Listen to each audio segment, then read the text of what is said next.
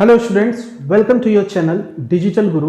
यहाँ पे हम क्लास 10th के हिस्ट्री का पहला चैप्टर पढ़ रहे हैं, the rise of nationalism in Europe. Last video में हमने टॉपिक डिस्कस किया था द रिवोल्यूशनरीज, और आज का जो टॉपिक है हमारा उसी का अगला पार्ट है, the age of revolutions 1830 to 1848। यहाँ पे हम चैप्टर के बिल्कुल मिड में खड़े हैं और लगभग चैप्टर का आधा सफर हम लोग पूरा कर चुके हैं। तो यहाँ पे हमें पुराने जो स्टोरीज हैं उनको एक बार रिकॉल कर लेना बहुत ज़रूरी है। तो जो हमने चैप्टर स्टार्ट किया था वहाँ पे फ्रेडरिक सोरियो की एक पेंटिंग का जो इलस्ट्रेशन था, जो एक यूटोपियन विजन था फ्रेडरिक सोरियो का, वहाँ से हमने जर्नी स्टार्ट की थी और फिर देखा था कि किस तरीके से यूरोप में लोगों के बीच एक नेशनलिज्म की फीलिंग आ रही, कॉमन सेंस ऑफ बिलोंगिंगनेस आ रहे, एक कॉमन कल्चर के प्रति लोगों का लगाव, कॉमन लैंग्वेज, कॉमन बाउंड्रीज के प्रति लोगों का लगाव किस तरीके से बढ़ा। और इन सब में फ्रेंच रेवोल्यूशन का काफ़ी इम्पॉर्टेंट रोल रहा। और फ्रेंच रेवोल्यूशन के दौरान ही एक जो लीडर इमर्ज होकर के आया, नेपोलियन बोनापार्ट, उसने फ्रांस में भी और फ्रांस के बाहर भी कई तरीके के रिफॉर्म्स किए, जिसने लोगों के लाइफ को, लोगों के लाइफ स्टाइल को और जो पूरा एक सोसाइटी था फ्रांस का और बाकी के यूरोपियन कंट्रीज का जहाँ पे नेपोलियन बोनापार्ट ने इन्वेड किया था, उन सारी जगहों पे इतना ज़बरदस्त ट्रांसफॉर्मेशन आया कि पूरे यूरोप में एक होप सी जग गई। और फिर फ्रांस के बाहर या जहाँ पे नेपोलियन का इन्फ्लुएंस था उसके बाहर भी लोग उस तरीके की सोसाइटल चेंजेस, उस तरीके की चेंजेस की बात करने लगे। और फिर एक नेशन स्टेट का कॉन्सेप्ट इमर्ज होकर के आया। और फिर हम लोगों ने देखा कि किस तरीके से अप्स एंड डाउन्स पॉलिटिक्स में चलते रहे। कभी लिबरल्स का टाइम आता है तो कभी कंजर्वेटिव्स का टाइम आता है। फिर नेपोलियन बोनापार्ट के ख़त्म हो जाने के बाद 1815 में एक ट्रीटी होती है जिसको ट्रीटी ऑफ वियना के नाम से जानते हैं। और वियना के ट्रीटी में बहुत सारे सेटलमेंट किए गए यूरोप के लिए, और उस सेटलमेंट के बाद ये डिसाइड किया गया कि फिर से मोनार्किकल सिस्टम को रिस्टोर किया जाए। लेकिन मोनार्किकल सिस्टम या जो कंजर्वेटिव ऑर्डर से एज इट इज न ला करके उसको मॉडिफाइड फॉर्म में लाया गया और फिर नए तरीके से कंजर्वेटिव ऑर्डर्स को सेटअप किया गया।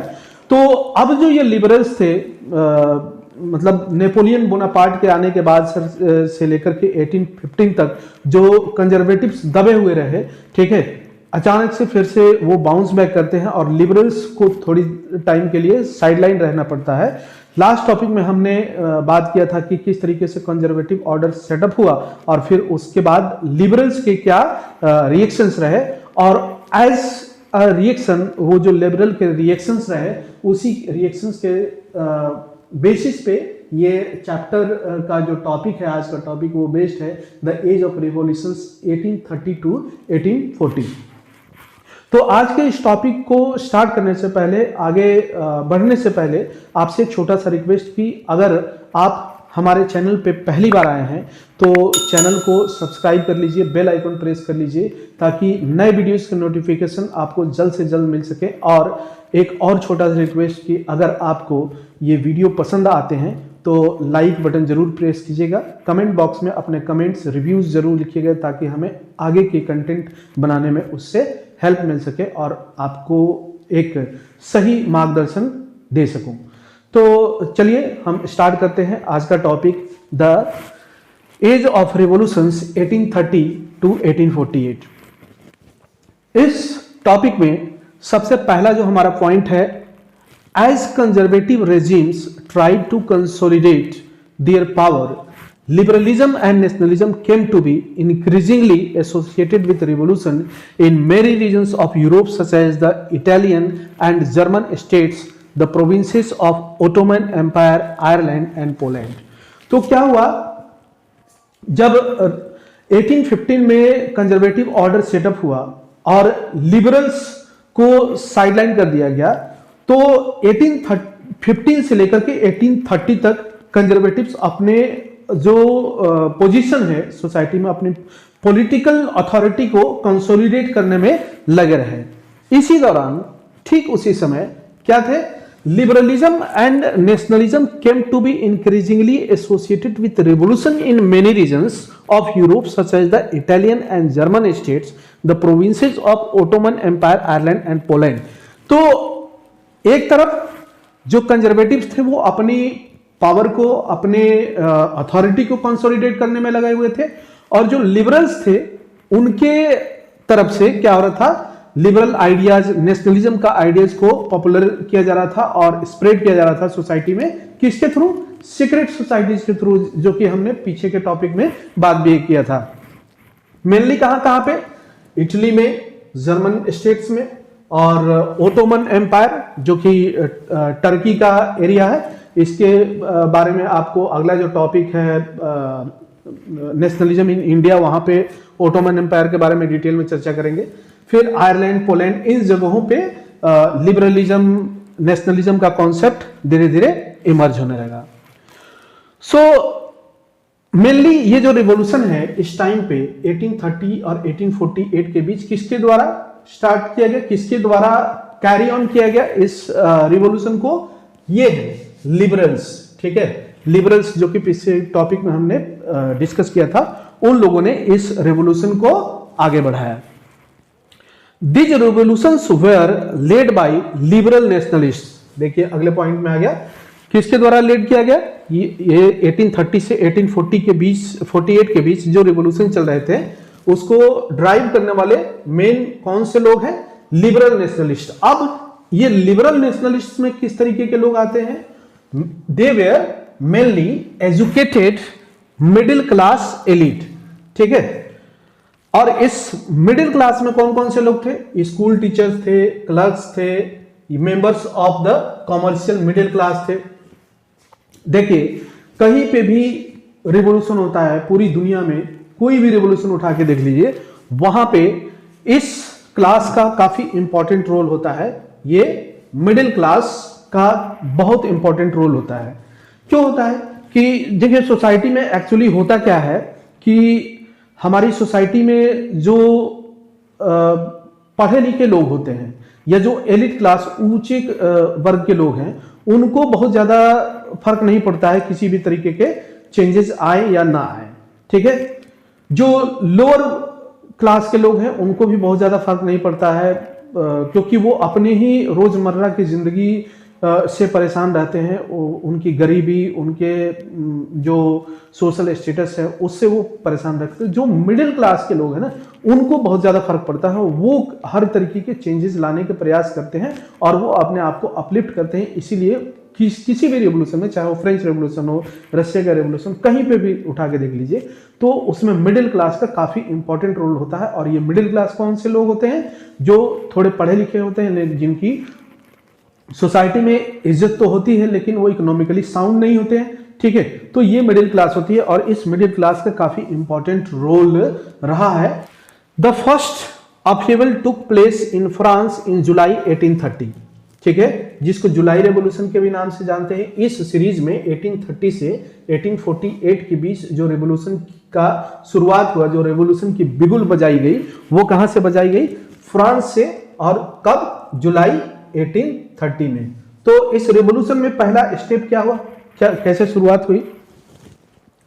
The Bourbon dynasty which was restored during the conservative reaction after 1815 was now overthrown by liberal revolutionaries.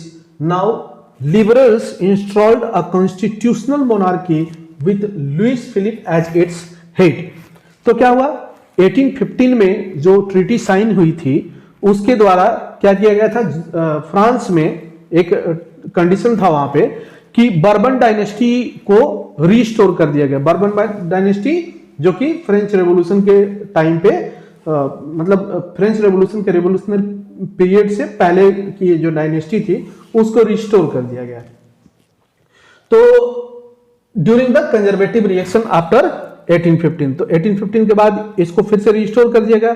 और ये जो रिस्टोरेशन था इसको किसने इस रिवॉल्यूशन के बाद, जब ये 1830 से 1848 के बीच का जो रिवॉल्यूशन पीरियड है, इसमें रिवॉल्यूशनरियों ने, ये जो रिवॉल्यूशनरीज हैं, उन्होंने क्या किया, इस डायनेस्टी को उखाड़ फेंका और नाउ लिबरल इंस्टॉल्ड, ये जो लिबरल लोग हैं, लिबरल सोच वाले या लिबरल नेशनलिज्म की सोच रखने वाले जो लोग हैं, उन लोगों ने क्या किया, लुइस फिलिप को as a constitutional monarch install किया। अब यहां पे सवाल ये उठता है, या आपके मन में सवाल भी आना चाहिए कि ये कॉन्स्टिट्यूशनल मोनार्की क्या होती है। मोनार्की तो पहले भी है, तो कॉन्स्टिट्यूशनल मोनार्की क्या होती है।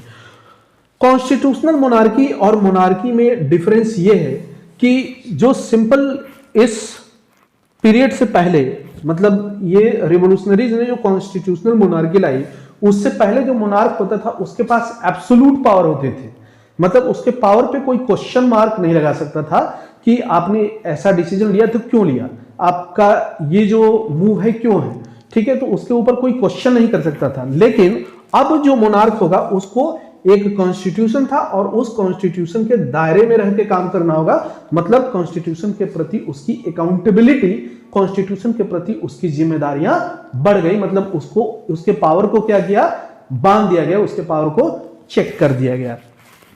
अब ये जो रिवॉल्यूशन की शुरुआत हुई फ्रांस में, और आपने देखा कि 1789 में रिवॉल्यूशन हुआ, उसके बाद पूरे यूरोप में इंपैक्ट पड़ा, ठीक है, बीच में कई दफा अलग अलग छोटे छोटे रिएक्शंस हुए और उसका डायरेक्ट इंपैक्ट पूरे यूरोपियन सोसाइटी पे पड़ता है। तो उसी कॉन्टेक्स्ट में ड्यूक मेटरनिक, जो कि आपको ये नाम बार बार आ रहा है और आपको पता भी होगा कि 1815 में जो वियना की ट्रीटी हुई थी, वहां पे ये ऑस्ट्रिया का चांसलर था ड्यूक मेटरनिक, और उसका एक स्टेटमेंट है कि when France sneezes the rest of Europe catches cold, France को कुछ भी होता है उसका डायरेक्ट इंपैक्ट पूरे यूरोप पे पड़ता है। तो उसी कॉन्टेक्स्ट में मेटरनिक ने एक स्टेटमेंट दिया था कि when France sneezes the rest of Europe catches cold, मतलब जब भी फ्रांस को छींक आती है पूरे यूरोप को सर्दी हो जाती है।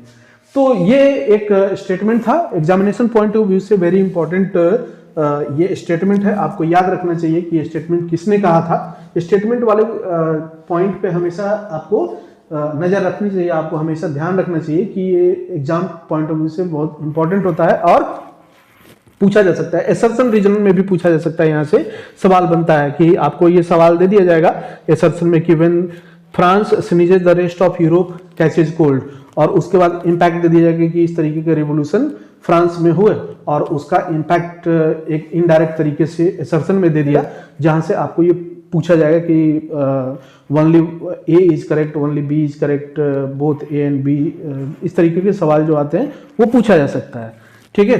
तो must pay attention on such type of statements and be careful. आते हैं अपने अगले पॉइंट पे और देखते हैं the July revolution sparked an uprising in Brussels which led to Belgium breaking away from the United Kingdom of the Netherlands.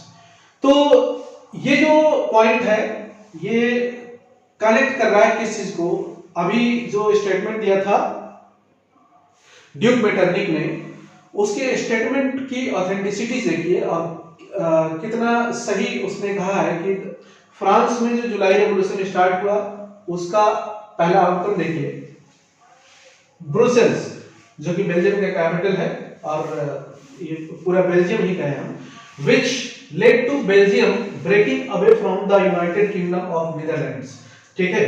तो United kingdom जो एक छोटे छोटे किंगडम्स को मिलाकर के नीदरलैंड का एक किंगडम था, वहां से बेल्जियम ने अपने आप को अलग कर लिया। किस रिवॉल्यूशन के इंपैक्ट के थ्रू?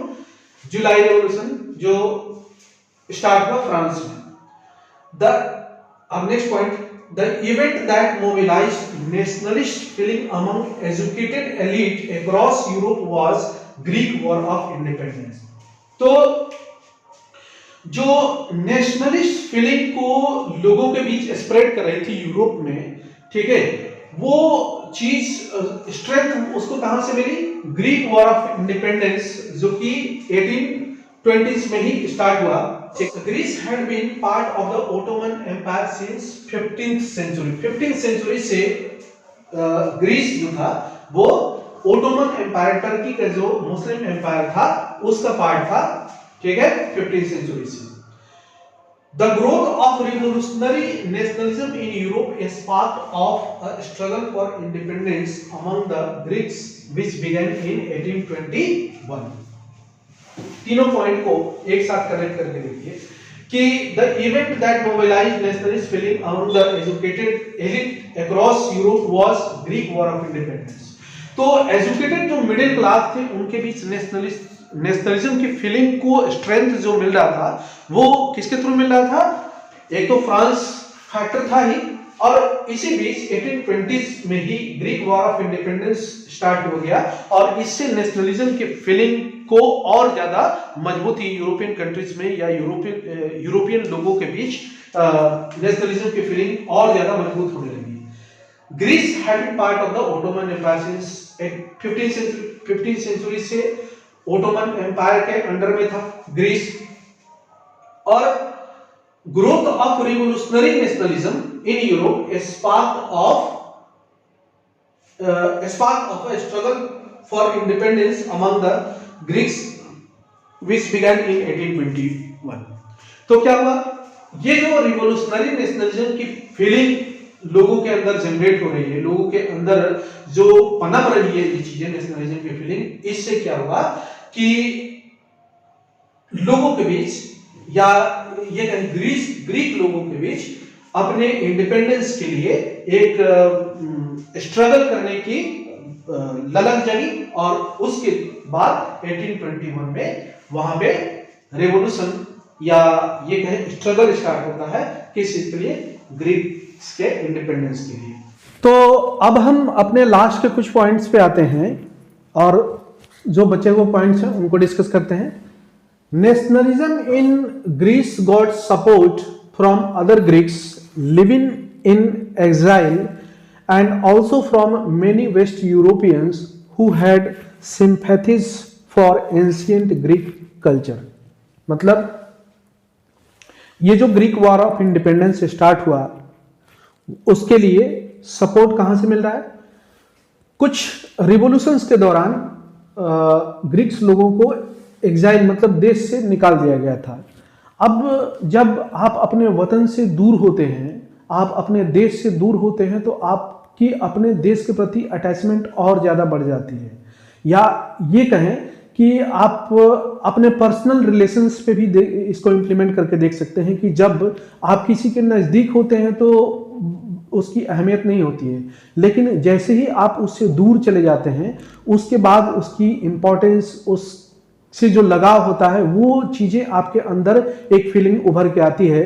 तो जो डिफरेंट ग्रीक्स लोगों को देश से निकाल दिया गया था, नेताओं को निकाल दिया गया था, ठीक है, उन लोगों से भी जब Greek war of independence start हुआ तो सपोर्ट मिला। इसके अलावा भी जो कई वेस्ट यूरोपियन कंट्रीज थे उनकी भी सिंपैथी थी ग्रीक एंशिएंट कल्चर के प्रति, और ग्रीक एंशिएंट कल्चर जो है वो दुनिया के इम्पॉर्टेंट कल्चर में से एक माना जाता है। देखिए जो ओलंपिक्स हमारे खेल है इसका भी इमर्जेंस ग्रीस से ही हुआ है। तो बहुत सारे हॉलीवुड की मूवीज देखेंगे तो वहां पे ग्रीक कल्चर को जिस तरीके से दिखाया जाता है उसके देखने के बाद आपको एक अलग सी फीलिंग आती है। तो काफी ज्यादा इम्पॉर्टेंट कल्चर है, और इसके प्रति जो ग्रीक लोगों को जो देश से निकाल दिया गया था उनका अपने वतन के इंडिपेंडेंस स्ट्रगल जो चल रहा था उसके प्रति सिंपैथी तो थी, उसके प्रति जो सपोर्ट था वो था। आप इंडियन फ्रीडम स्ट्रगल में भी आप देखेंगे बहुत सारे लीडर्स जो देश के बाहर थे जब हमारी आज़ादी की लड़ाई चल रही थी, तो उस समय उन लोगों ने भी काफ़ी इम्पोर्टेंट रोल प्ले किया था। इसी तरीके से जो ये ग्रीक्स लीडर्स भी ग्रीस से बाहर थे, वो स्ट्रगल के दौरान उनका सपोर्ट मिलता रहा। इसके साथ वेस्ट यूरोपियन कंट्रीज के भी सपोर्ट थे। इसका प्रूफ भी देखिए कि poets and artists lauded Greece as the cradle of European civilization, mobilized public opinion to support its struggle against a Muslim empire। तो पोएट्स अपने कविताओं के माध्यम से, आर्टिस्ट अपने पेंटिंग के माध्यम से, अपने ड्रामा के माध्यम से, आगे का जो टॉपिक है वो रोमांटिसिज्म का एक टॉपिक है, वहाँ पे हम डिस्कस करेंगे चीज़ों को। तो जो डिफरेंट कलाकार हैं, डिफरेंट जो पोएट्स हैं, वो भी अपने पोएट्री के माध्यम से, छोटी स्टोरीज के माध्यम से क्या दिखाने के प्रयास करते हैं? Cradle of European civilisation. Greece क्या है? क्रैडल ऑफ यूरोपियन सिविलाइजेशन, मतलब जो यूरोपियन सिविलाइजेशन है उसका, क्रैडल का मतलब होता है पालना, बच्चों का जो पालना होता है ना, झूला होता है, उसको क्रैडल कहते हैं। तो ग्रीस को उन्होंने क्या कंसीडर किया है? ग्रीस को कंसीडर किया है कि पूरे यूरोपियन सिविलाइजेशन का ये एक पालना है, and they public opinion to support its struggle against Muslim empire। और अपने पोएट्री के माध्यम से, अपने डिफरेंट आर्ट के माध्यम से लोगों को मोबिलाइज किया, किसके लिए? कि वो सपोर्ट करे किस बात को? ये जो ग्रीस का स्ट्रगल चल रहा है अगेंस्ट किसके? मुस्लिम एम्पायर के, जो ओटोमन एम्पायर है उसके प्रति। The English poet Lord Byron organised funds and later went to fight in the war where he died of fever in 1824। तो इस चीज का प्रूफ देख लीजिए कि किस तरीके से यूरोपियंस, दूसरे यूरोपियंस का सपोर्ट मिल रहा है, पोइट्स का किस तरीके से सपोर्ट मिल रहा है। एक इंग्लिश पोइट है लॉर्ड बैरन, जिन्होंने जो स्ट्रगल है इसको सपोर्ट करने के लिए फंड्स इकट्ठे किए, और फंड्स इकट्ठे करने के साथ उस वॉर में पार्टिसिपेट भी किया, लड़े भी, और अचानक से 1824 में उनकी डेथ हो जाती है। Finally the treaty of Constantinople of 1832 organised Greece as an independent nation.